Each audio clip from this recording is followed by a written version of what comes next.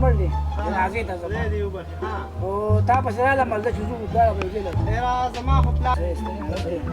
زه درپسې کور ته روان یم د کلي نه به څوک تللی موږ دی لږ بازاره پورې ځو لږ سودا راوړو انشاءالله کلي نه به څوک تللی زه جنازې ته روان یم راځه ته هم راسره شه چې لاړ شو جنازې ته پلار هم روان و جنازې ته ځم پلار مې تللی خو ثواب دی جنازه کې روان یې جنازې ته حاجي صاحب مړ شوی ده جنازې ته د حاجي صاحب مړ دی دې پکې ورور مې چې ځم ته نه ځې راځه که نه جنازې ته دا پکې دی غوښې وریجې پکې دي واړې م روان کړي دي زاړې م روان کړي دي ولې وایي چې السلام علیکم زاهده وعلیکم السلام په خیر علي وروره څنګه چل دی وروره ښه شکر دی قلاري ده ښه خویې څنګه بوخت لږ د لښتې جوړې لګې ما دغه لښتې جوړوم اوبه پرې راګلټو اوبه پکې راکېږي خیر شه کوم خوا زه ځم د خیره سره ګلخان ماما مړ دی جنازې ته ځم دی اوبه او تا پسې رالم هلته چې ځو دواړه به یو ځای لاړو زما خو پلار تللی دی او داسې کار وکړه ته ورشو ما ته لږ کار پاتې دی ثواب کار یې تللی به د مسلمان جنازې ته باید سړی لاړ شي خبره خو دې ښه وکړه خو دا کار راته پاتې دی دا پټي اوبه کومه که نه ځه ورشه په خیر ورشه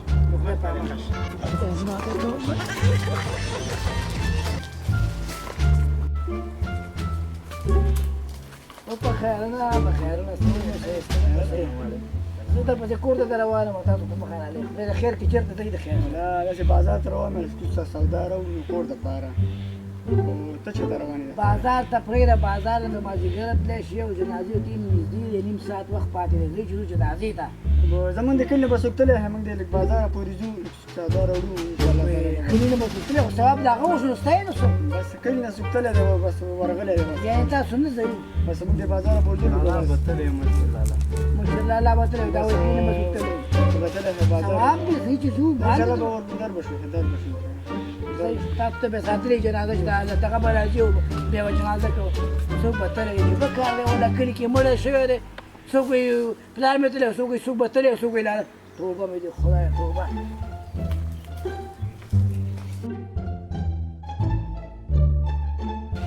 خیر زاهد دی خیر دی قلاري ده اکرم اخي خیر تراوش معنا څنګه چل دی خیر دی قلاري ده کوم خوا ده خیره زه خو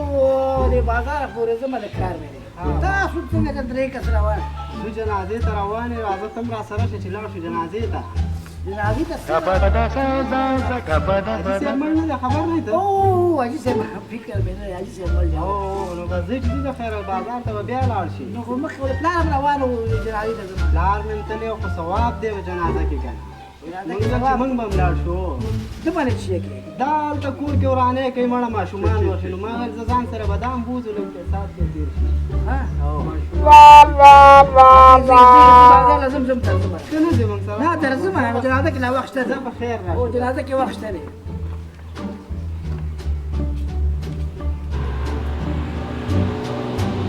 بخیر بخیر څنګه چل دی سپید روان خیر خو دی روان یو جنازې ته حاجي صاحب مړ شوی که جنازې ته د حاجي صاحب مړ دی هو حاجي صاحب خو مړ دی ته څه کوې ته بس موږ هم د جنازې ته ورشو که نه نو ورور دې روان و هلته مې ولیدو ورور